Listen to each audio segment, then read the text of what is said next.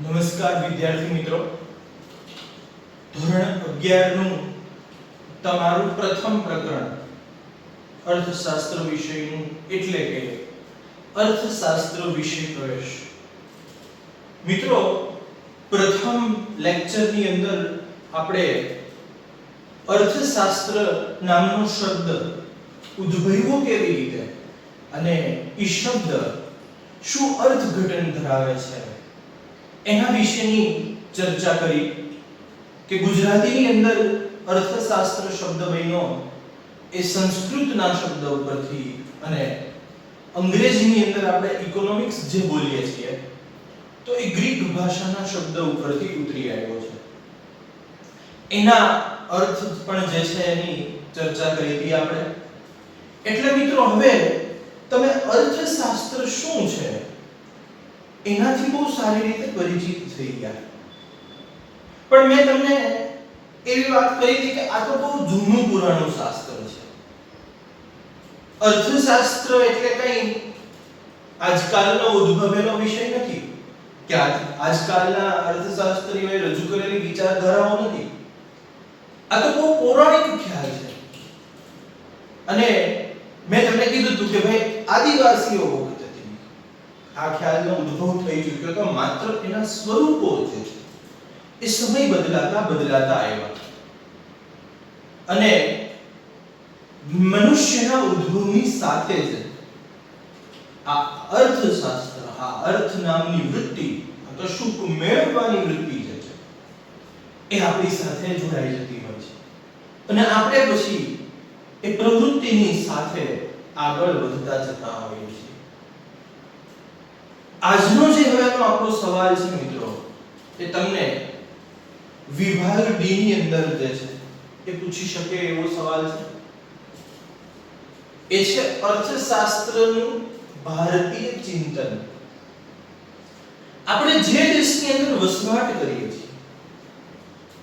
છીએ એ દેશની જે ઐતિહાસિક વાતો છે કે જે આ શાસ્ત્ર સાથે ગઠબંધન ધરાવે છે એના વિશે આપણને ખ્યાલ હોવો જોઈએ. કારણ કે ભારતીય સભ્યતા અને સંસ્કૃતિ એ તો બહુ વિવિધતા ધરાવતી સંસ્કૃતિ છે.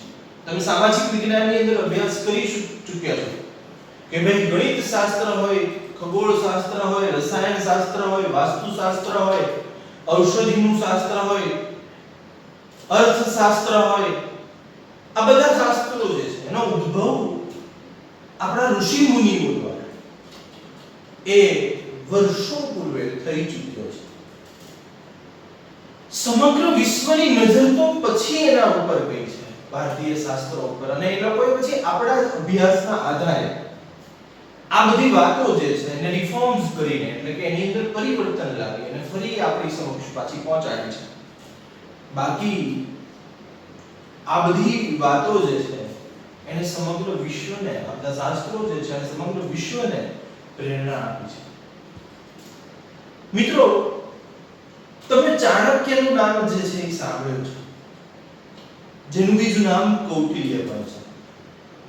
અને ભારતની અંદર જ્યારે અર્થશાસ્ત્ર નામનો શબ્દ પ્રયોજવામાં આવે ત્યારે ચાણક્યને ભૂલી નથી શકાતો. એ ચાણક્ય ને આપણે યાદ કરવા જ રહ્યા. તો ભારતીય જે અર્થશાસ્ત્રનું ચિંતન છે એમાં મુખ્ય કેન્દ્ર સ્થાને આપણે જે અર્થશાસ્ત્રીની વાત કરવી છે, જે નીતિશાસ્ત્રજ્ઞની વાત કરવી છે, એ કૌટિલ્ય ચાણક્ય રહેશે. તો મિત્રો, આ સવાલનો જવાબ જે છે શરૂ કરીએ. હું અહીંયા આગળ મુદ્દાઓ પાડી અને સવાલનો જવાબ લખું છું. એનો મતલબ એવો છે કારણ કે તમે અત્યાર સુધી એવી જ ઢબથી આવ્યા છો કે તમે કા નવનીતનું વાંચન કર્યું હોય, કા કોઈ અન્ય બીજા પ્રકાશનનું વાંચન કર્યું હોય, એટલે કે સેક્શન ડી, સેક્શન ઈ ના સવાલો છે એ તમે કા એની અંદરથી જ સીધા પાકા કરી લો. કોઈ દિવસ તમે તમારી જાતે પ્રયત્ન કર્યો જ નથી કે પાઠ્યપુસ્તક આધારિત પાકા કરીએ. ખરેખર સ્કોર કરવો હોય તો પાઠ્યપુસ્તક આધારિત રહીને સવાલના જવાબો આ રીતે તૈયાર કરવા પડે. કારણ કે તમે જે સંદર્ભ સાહિત્યનો ઉપયોગ કરશો તો એ સંદર્ભ સાહિત્યની ભાષા અલગ છે, એની રજૂઆત અલગ છે, એટલે એની જરૂર આપણે વિભાગ એબીસી ની અંદર પડશે ત્યારે ઉપયોગ કરશું. બાકી અત્યારે જે છે એની કોઈ પણ પ્રકારની જરૂરિયાત આપણે રહેતી પણ નથી અને આપણે એનું પ્રયોજન કરવું પણ નથી. સવાલના જવાબો લખવાના કેવી રીતે હોય છે એ પણ અહીંયા આગળ મેં એક સિસ્ટમ જે છે એ સમજાવેલી છે તમને, કે કેવી રીતે આ સવાલ પૂછાય તો એનો જવાબ જે છે એ આપણે મુદ્દા કાઢીને લખી શકીએ, શું હાઇલાઇટ કરી શકાય એવી વસ્તુઓ છે. મેં અમુક વાક્યો અધૂરા લખ્યા હશે જે તમારે પછી તમારી મૌલિકતાથી એને પૂર્ણ કરવાના જે છે એ રહેતા હોય છે. તો જે જૂની સિસ્ટમ છે એ પકડી ન રાખતા, એમાં તમારે બદલાવ લાવવાનો છે અને એ એક એક બાબતો હું તમને અહીંયા આગળ દેખાડતો જઈશ, સૂચિત કરતો જઈશ. તમારે માત્ર એને લક્ષ્યમાં લેવાની છે, ધ્યાનમાં રાખવાની છે. વિદ્યાર્થી મિત્રો, ભારતીય સભ્યતા અને સંસ્કૃતિનો ઇતિહાસ આશરે 5000 વર્ષ જૂનો છે. ભારતીય સંસ્કૃતિનો ઇતિહાસ જે આપણી પાસે છે, જે આપણે બધા જાણીએ છીએ, એ અંદાજિત એવું માનવામાં આવે છે કે 5000 વર્ષ જૂની આ બધી વાતો છે, આ બધા સંશોધનો છે, આ બધા ખ્યાલો છે. ભારતીય તત્વચિંતનમાં આ માનવ જીવનના વિવિધ પાસાઓનો અભ્યાસ અને માર્ગદર્શન જોવા મળે છે. ભારતીય તત્વચિંતન એવું છે કે જેને માનવ જીવનને કેન્દ્ર સ્થાને રાખી એક એક બાબતો વિશે પોતાનો ખ્યાલ રજૂ કર્યો. એ શિક્ષણ વિશે પણ વાત કરી, એણે સ્ત્રીઓ વિશે પણ વાત કરી, એણે ઔષધિઓ વિશે પણ વાત કરી, ખગોળીય જ્ઞાન વિશે પણ વાત કરી, આર્થિક પ્રવૃત્તિ કરનારા વિશે પણ વાત કરી, બાળકો વિશે પણ વાત કરી. મિત્રો, આ લિસ્ટ બનાવવા બેસે એટલું ઓછું, એટલી વાતો કરી. અને એ એક એક વિષયો ઉપર મોટા મોટા ઋષિ મુનિઓ, નિષ્ણાંતો, રાજનીતિજ્ઞો, તજજ્ઞો એ બધાએ પોતાની વિચારધારાઓ પ્રગટ કરી છે. તો એ એક એક વિષય વસ્તુ ઉપર જે પોતાની વિચારધારાઓ આપી છે એ તત્વચિંતન છે.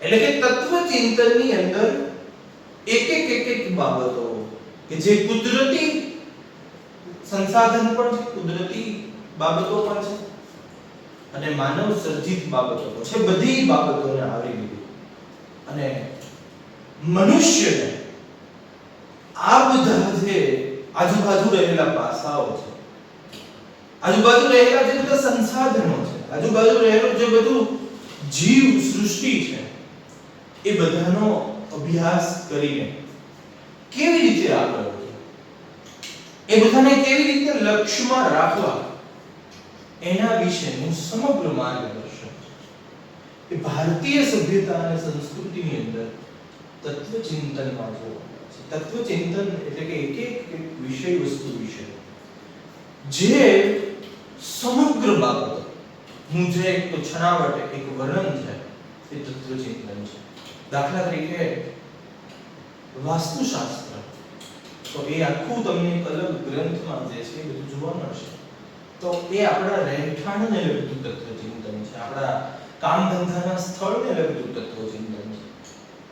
તો એવી રીતે જે તત્વચિંતન ભારતીય સંસ્કૃતિએ રજૂ કર્યું એ માનવ જીવન માટે ખૂબ ઉપયોગી જે છે સાબિત થાય છે. અને હજી મિત્રો, હજી આજની તારીખે આપણી દરેક વિચારધારા, આપણા દરેક નિર્ણયો કે આ બધા શાસ્ત્રને આધીન જ છે. પાયારૂપ આ જ બધી બાબતો છે કે જેને લક્ષ્યમાં કે કેન્દ્ર સ્થાને રાખીને જ આપણે આગળ વધી રહ્યા છીએ.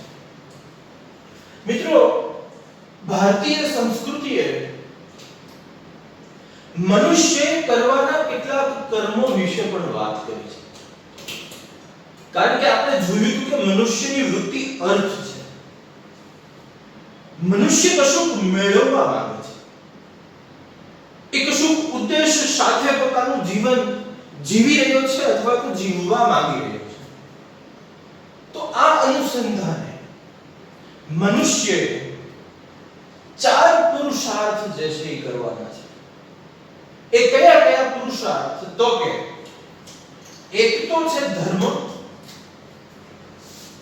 બીજું અર્થ, ત્રીજું કામ અને ચોથું જે છે મોક્ષ.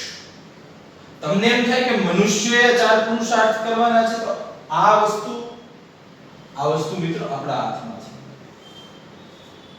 કારણ કે આપણે જેવા કર્મો કરશું એ રીતે લોકો આપણને મૃત્યુ પછી પણ યાદ રાખશે અને ઈશ્વર પણ આપણને એ મુજબના પરિણામો જે છે એ આપશે. કારણ કે મૃત્યુ પછી આપણો પુનર્જન્મ જે છે એ આપણા કર્મને આધીન રહેલો છે. એટલે મોક્ષ જે છે એ પણ આપણા હાથમાં છે. આપણા કર્મો થકી આ નક્કી થનારી વસ્તુ છે. તો મિત્રો, આ 4 પુરુષાર્થની અંદર પહેલો પુરુષાર્થ છે ધર્મ. તમને એમ થશે ધર્મ વિશે શાસ્ત્રોએ જ રજૂઆત કરી. આ ધર્મ એટલે માનવ ધર્મની વાત કરી છે. કોઈ અત્યારે તમે જે બધા ફાટાઓ જોવો છો એ ધર્મ વિશેની વાત નથી કરી. અહીંયા એ ધર્મ વિશે વાતચીત કરી છે કે દરેક મનુષ્ય એ કુદરત થકી પોતાનું અસ્તિત્વ ધરાવે છે અને એ કુદરતને એ જે રીતે માની રહ્યો હોય એ રીતે માની અને એના આભાર પ્રગટ કરવો જોઈએ. આપણું સર્જન અને વિનાશ એ બધું એના હાથમાં છે અને આપણે જો એને જ ભૂલી જઈએ છીએ. આપણા ઇતિહાસમાં તો એવું કીધું છે કે સૂર્ય એ દેવ છે, નદી એ આપણી માતા છે, આ બધા કુદરતી સંસાધનો એ પણ ઈશ્વર જ છે. એના તરફનો તમારો અહોભાવ પ્રગટ કરવો એ પણ તમારો ધર્મ છે. આ ધરતી આપણી માતા છે, એનું લાલન પાલન કરવું એ આપણો ધર્મ છે. કારણ કે આ બધા થકી આપણે છે. તો એ અહોભાવ પ્રગટ કરવાની વાત ધર્મમાં કીધી છે. ત્યાર પછી આવે છે અર્થ. અર્થ એટલે કે કશુંક મેળવવાની અપેક્ષા સાથે થતી બધી પ્રવૃત્તિ એ અર્થપૂર્ણ પ્રવૃત્તિ છે. જો આનું અનુસંધાન જે છે અહીંયા છે એટલે હું તમને અહીંયા વાત કરતો જાઉં છું કે મનુષ્ય જે કંઈ પ્રવૃત્તિ કરી રહ્યો છે એ કશુંક મેળવવાની. કારણ કે મેં તમને પહેલા લેક્ચરની અંદર વાત કરી હતી કે આવક મળશે તો ખર્ચ થશે, તો આપણા કુટુંબના બધા ખર્ચાઓ જે છે એ થશે અને તો આપણું જીવન નિર્વાહ ટકી રહેશે. પણ જો આવક જ નહીં થાય તો આપણું જીવન ધોરણ કેવી રીતે ટકી શકે? તો એટલા માટે થઈને આ જે બધી પ્રવૃત્તિઓ એ મનુષ્યએ કરવી જ પડશે પોતાનું જીવન ટકાવી રાખવા માટે, પોતાની બધી ભૌતિક સુખ સંપત્તિઓ મેળવવા માટે. તો એ પ્રવૃત્તિ જે છે એ અર્થ છે. એટલે કે જીવન નિર્વાહ અને ભૌતિક સુખની પ્રાપ્તિ માટે આવક મેળવવી તે માણસનું કર્તવ્ય છે, એટલે કે ફરજ છે. મિત્રો, આપણે આપણું જીવન ટકાવી રાખવા માટે, આપણું અસ્તિત્વ ટકાવી રાખવા માટે, આપણા કુટુંબનું ભરણ પોષણ કરવા માટે, બધી સગવડતાઓ મેળવવા માટે કમાણી કરવી, આવક મેળવવી એ દરેક માણસનું જે છે કર્તવ્ય છે, ફરજ છે અને એ આપણે નિભાવવી જ જોઈએ. અને એના માટે માણસ જે પ્રવૃત્તિ કરે છે બધી જ પ્રવૃત્તિ જે છે અર્થ છે. ત્યાર પછીનો પુરુષાર્થ છે એ છે કામ. મનુષ્ય પોતાના કુટુંબના અસ્તિત્વને ટકાવી રાખવા માટે, મનુષ્ય પોતાની કૌટુંબિક વ્યવસ્થા જાળવી રાખવા માટે જે પુરુષાર્થ સાથે સંકળાયેલા રહેવાનું છે એ છે કામ. દરેક પુરુષ અને સ્ત્રી એ આ પુરુષાર્થ સાથે જે છે એ જોડાયેલો છે. ત્યાર પછીનો પુરુષાર્થ છે મોક્ષ. આપણે જીવન પર્યંત જે કંઈ કર્મ કરવાના છે એ બધા જ કર્મો એ આપણું જે છે એ મૃત્યુ પછીના પરિણામો જે છે એ નક્કી કરતું હોય છે અને એ મુજબ આપણને આપણું ફળ જે છે એ ભોગવવા મળતું હોય છે. તો મિત્રો, આ 4 પુરુષાર્થ, આ 4 કર્મો એવા કર્મો છે કે જેનું ધ્યાન મનુષ્ય પોતાના જીવનમાં રાખવાનું છે. પરંતુ આપણે અર્થશાસ્ત્રની અંદર ધર્મ, કામ કે મોક્ષ એ કોઈની વાત નથી કરવાની. આપણે જે કામ છે એ છે અર્થ. એટલે કે અર્થશાસ્ત્ર જે છે એ આપણને આ ચાર પુરુષાર્થો પૈકી આ પુરુષાર્થ જે છે અર્થ એના સંદર્ભે વિગતવાર જે છે એ પોતાનું તત્વ ચિંતન રજૂ કરશે અને સમજાવશે. મિત્રો, આશરે લગભગ 2500 વર્ષ પહેલા અર્થશાસ્ત્ર નામના પોતાના પુસ્તકમાં કૌટિલ્ય, કે જેનું બીજું નામ ચાણક્ય પણ છે, એણે આર્થિક પ્રવૃત્તિ માટેનું ચિંતન રજૂ કર્યું. આશરે 2500 વર્ષ પહેલા જો ભારતની અંદર આ વિચારધારા પ્રગટ થઈ ચૂકી હતી અર્થશાસ્ત્રની, કે જેમાં કૌટિલ્ય એટલે કે ચાણક્ય એ કદાચ એવું વ્યક્તિત્વ હતું કે જે રાજ્ય વ્યવસ્થા, નીતિ વ્યવસ્થા, અર્થવ્યવસ્થા એ બધામાં હું એમ કહું છું કે હજી આજની તારીખ સુધી આ લેવલની વિચારધારાવાળા કોઈ તજજ્ઞ આપણને મળ્યા નથી. આ એવું વ્યક્તિત્વ હતું જે મનુષ્ય સાથે, મનુષ્યની વિચારધારાઓ સાથે એક અલગ રીતે જોડાયેલો હતો. એની નિરીક્ષણ શક્તિ જે છે અને કુદરતીય તત્વ એનું એક વિશેષ એક પાયારૂપી જ્ઞાન. કઈ રીતે ચાણક્ય જે છે કે કૌટિલ્ય છે એ મિત્રો ભારતની અંદર પોતાની વિચારધારાઓથી પ્રસિદ્ધ બન્યા.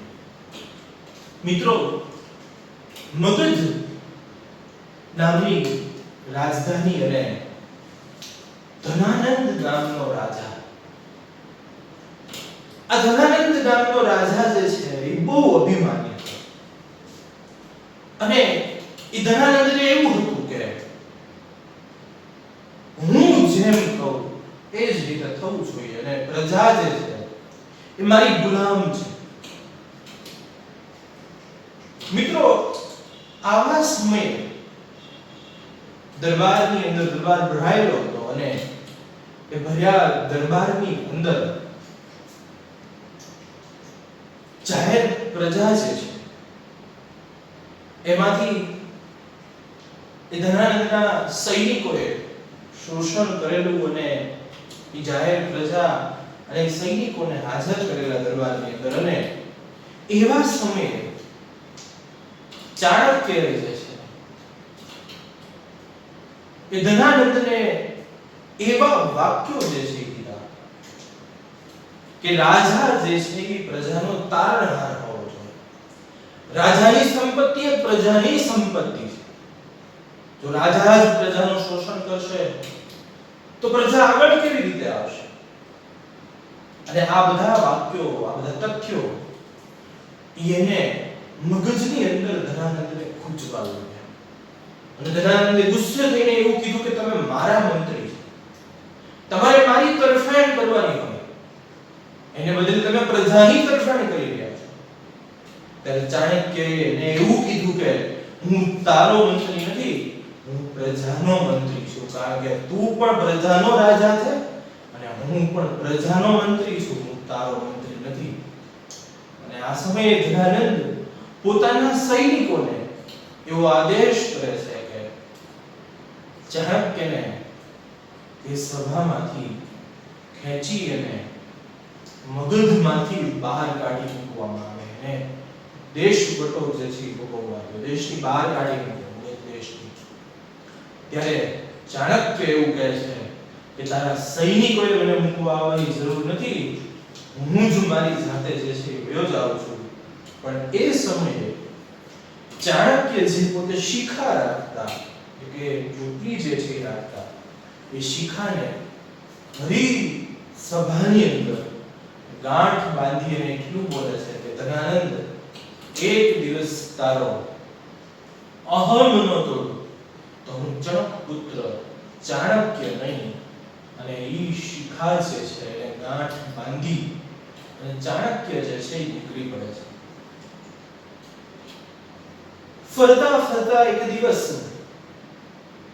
7-8 બાળકો જે છે એ રમતા એની નજરે ચડે છે.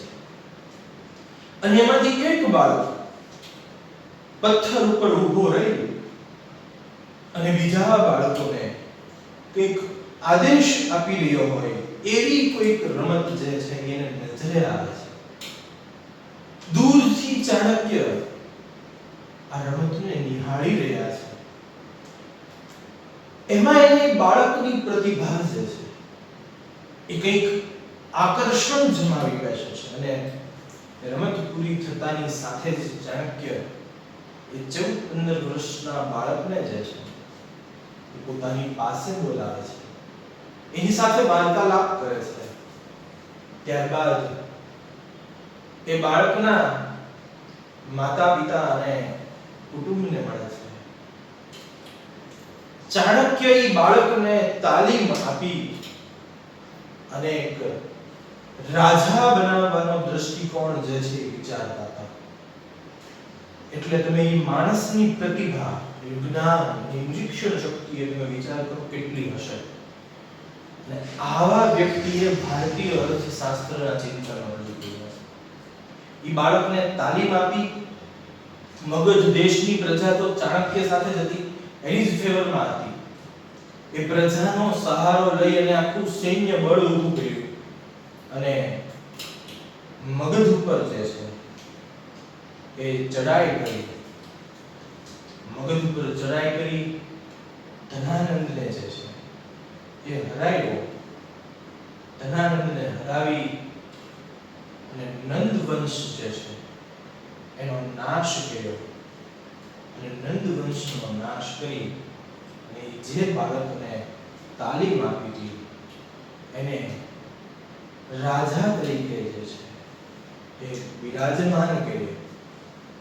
અને એની ત્રીજી પેઢી એટલે સમ્રાટ અશોક, અને એ આખો જે સમયગાળો છે એની અંદર ચાણક્ય જે છે એ ચાણક્યએ પોતાની મહત્વની બધી વિચારધારાઓ છે એ પ્રગટ કરી અને રજૂ કરી, જે આપણે અહીંયા સંક્ષિપ્તમાં, આપણે બહુ વાત નહીં કરવા જોઈએ કારણ કે રસપ્રદ પણ છે પણ લાંબી પણ ઘણી છે, તો એ અહીંયા આગળ સંક્ષિપ્તમાં જે છે એ આપણે ભણવાનું છે.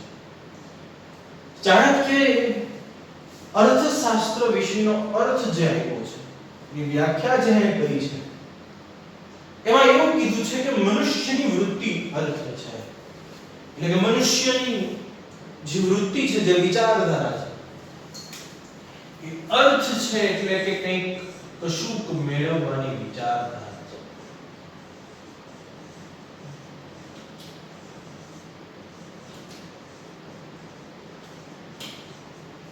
મનુષ્યના વસવાટવાળી ભૂમિ અર્થ છે. આપણે જે જમીન પર જીવી રહ્યા છે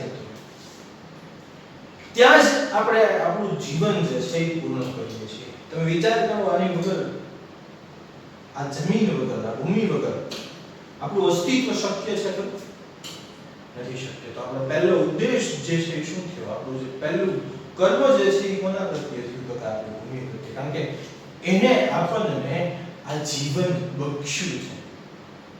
તો આપણો એ પહેલો કર્મ બનીને ઉભો છે કે આપણે એનું લાલન પાલન કરવું જોઈએ. એટલે કે મનુષ્યના વસવાટવાળી ભૂમિ અર્થ છે તેવી પૃથ્વીના લાભ પાલનના ઉપાયો દર્શાવતું શાસ્ત્ર એટલે અર્થશાસ્ત્ર. આ ભૂમિ થકી જ, આ ભૂમિ એટલે બધા કુદરતી સંસાધનો બની ગયા, એની થકી જ આપણે બધી પ્રવૃત્તિ સંભવ છે. કૃષિ શેના આધારે? અને કૃષિ એ તો આપણી મુખ્ય અર્થવ્યવસ્થાની પ્રવૃત્તિ હતી. આજની તારીખે આપણો દેશ કૃષિ પ્રધાન છે. તો આપણી અર્થવ્યવસ્થા જ કૃષિના આધારે ટકેલી છે. કૃષિ સમગ્રતયા આની ઉપર ટકેલી છે. તો સ્વાભાવિક વાત છે મિત્રો કે જે આપણને ટકાવી રાખતું હોય એને, એનું પાલન કરવું, એને જાળવી રાખવા એ આપણું કર્તવ્ય છે. તો એટલા માટે થઈને આવી પૃથ્વીના લાભ પાલનમાં, એટલે કે એની કેમ સાચવણ કરવાની છે, એનો કેમ ઉપયોગ કરવાનો છે, એમાંથી કેમ વધારે અર્થ ઉપાર્જન કરવાનું છે, શું એના પ્રત્યે આપણી ફરજ બને છે, આ બધી બાબતો દર્શાવતું જે શાસ્ત્ર છે એ અર્થશાસ્ત્ર છે. તો કૌટિલ્યના મતે જે વ્યાખ્યા આપી, પહેલી વ્યાખ્યા જે છે એ તમને અહીં આગળ આવી છે. હજી આ ભારતીય ચિંતન છે, હજી આપણે અન્ય દેશોનું પણ ભણવાના છે, તો ત્યાં અર્થશાસ્ત્રની બીજી ઘણી બધી વ્યાખ્યાઓ આવશે. આ સેક્શન બી ની અંદર એટલે કે એક બે વાક્યમાં ઉત્તર આપો, એમાં તમને પૂછી શકે કે કૌટિલ્યના મતે અર્થશાસ્ત્ર એટલે શું, તો ત્યાં તમારે આ જવાબ જે છે એ આપવાનો રહેશે. ભારતીય ચિંતનમાં આર્થિક પ્રવૃત્તિઓ માત્ર અર્થ કેન્દ્રિત ન રહેતા નૈતિક આધારો સાથે સમગ્ર માનવ કલ્યાણને ધ્યાનમાં રાખીને થાય છે. એટલે કે અહીંયા આગળ માત્ર એટલું આપણે મેળવવાનું એવી જ વાત મેં કીધું એમ અહીંયા આગળ ચાણક્યએ નથી કરી કે આપણે કશું મેળવવાની લોભ કે લાલચથી જો બધી પ્રવૃત્તિ કરીએ છીએ તો ક્યાંક ને ક્યાંક આપણે નિષ્ફળ સાબિત થશું. પણ જે આપણને આપી રહ્યું છે તો એના પ્રત્યેની આપણી કેટલીક નૈતિક ફરજો છે, એ પણ આપણે અદા કરવાની છે. મેં કીધું એમ કે ખેડૂત છે તો એ આ જમીન થકી તો ઉજળો છે, તો એ જમીન થકી ઉજળો છે તો એ જમીનની સાચવણી કરવી એનો નૈતિક આધાર છે, એની ફરજ છે. તો નદીઓ જે છે તો એ નદીઓ આપણને પાણી આપી રહી છે તો એનું સાચવણ કરવી આપણી નૈતિક ફરજ છે. ત્યાં ગંદકી ન કરવી આપણી નૈતિક ફરજ છે. તો એટલા માટે થઈને માત્ર અર્થ કેન્દ્રિત નથી રહેવાનું, માત્ર કશું મેળવવાની વૃત્તિ સાથે નથી રહેવાનું, પણ થોડુંક બધું નૈતિક બાબતોને પણ ધ્યાનમાં રાખવાની છે.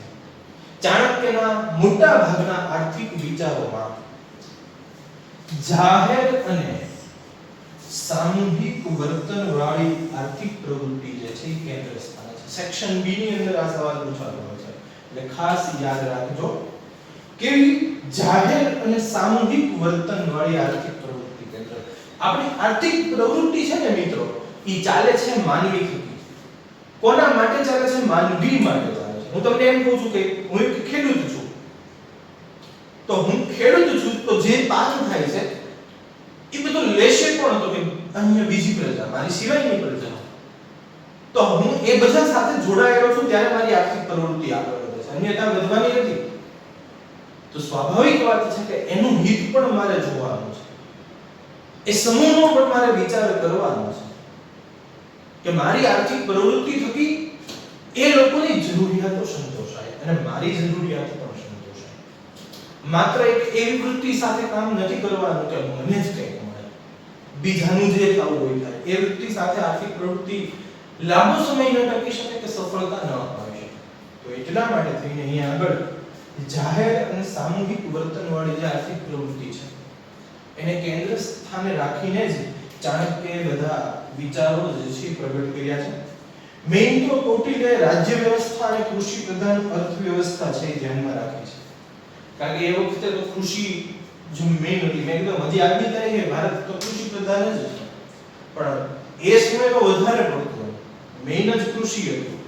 તો એટલા માટે ખેડૂતની શું જવાબદારી છે, ખેડૂત પ્રત્યે રાજાની શું જવાબદારીઓ છે, ખેડૂતે પોતાની આર્થિક પ્રવૃત્તિ કરવાની કેવી રીતે, રાજાઓએ ખેડૂતોને કયા કયા લાભો આપવાના, એની પાસેથી કેટલો વેરો વસૂલવાનો, આ બધી બાબતો જે છે એને આમાં રજૂ કરી છે.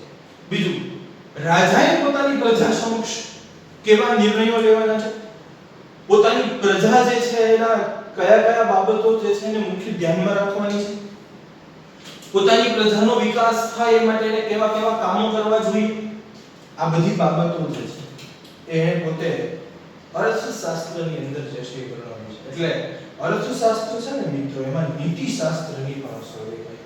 એટલે કે મનુષ્યએ અપનાવવાના નીતિ નિયમો પણ એમાં છે કે આપણે આપણું જીવન જીવવા માટે કયા કયા નીતિ નિયમોનો આધાર લેવો જોઈએ કે જે આપણને એક સારા માણસ બનવા માટેના આદર્શો પૂરા પાડે, એક સારી આર્થિક પ્રવૃત્તિ કરવા માટેનું યોગ્ય માર્ગદર્શન પૂરું પાડે.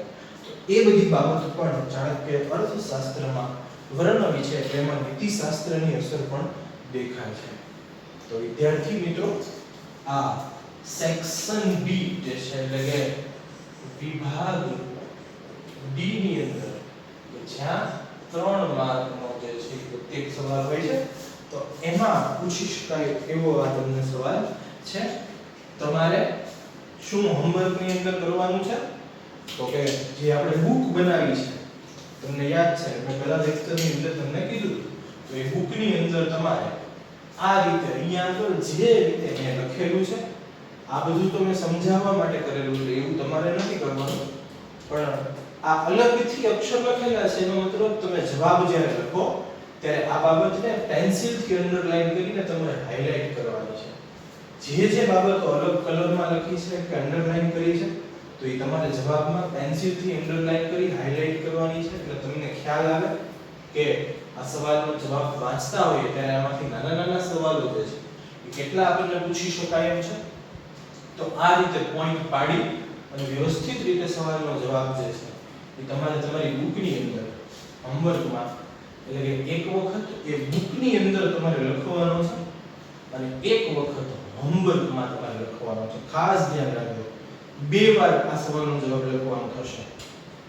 એકવાર તમારે બુકમાં લખવાનો છે કે જે બુક જે છે એ તમને એક્ઝામ ટાઈમે જે છે એ બહુ ઉપયોગી થાય, અને એક વખત હોમવર્કમાં તમારે લખવાનો છે. એટલે હોમવર્ક બુક હોય કે હોમવર્ક તમે અલગ પેજમાં લખતા હો એ બધી સૂચનાઓ તમને મળેલી છે, તો એ મુજબ તમારે કરવાનું રહેશે. તો એ બાબત જે છે એ ખાસ ધ્યાન રાખજો. આમ બે વાર લખવાનું છે. બીજી વાત મિત્રો, વ્યાખ્યા છે જે તો વ્યાખ્યા વ્યવસ્થિત રીતે પાકી કરવી, કારણ કે માર્ચ 2018 નો પેપર કે જેમાં સેક્શન બી જે 10 માર્કનું આવે ને એક વાક્યના ઉત્તરો આપો, એમાંથી 10 માંથી 8 વ્યાખ્યાઓ હતી. 10 સવાલોમાંથી 8 સવાલોની અંદર વ્યાખ્યાઓ હતી. એટલે વ્યાખ્યાઓનું મહત્વ કેટલું છે એ તમને ખ્યાલ આવે. એટલે વ્યાખ્યાઓ બહુ વ્યવસ્થિત રીતે આપણે પાકી કરવાની રહેશે. આભાર વિદ્યાર્થી મિત્રો. હવે આગળના લેક્ચરમાં આપણે પશ્ચિમ સંસ્કૃતિમાં એટલે ભારત સિવાયના દેશોમાં અર્થશાસ્ત્રનો ઉદય કેવી રીતે થયો, એ લોકોએ શું આર્થિક વિચારો રજૂ કર્યા, આપણે એના વિશેનો અભ્યાસ જે છે શરૂ કરશું. તો હોમવર્ક મેં જે રીતે કીધું એ રીતે તમે કરજો અને બુકની અંદર આ લખી નાખજો.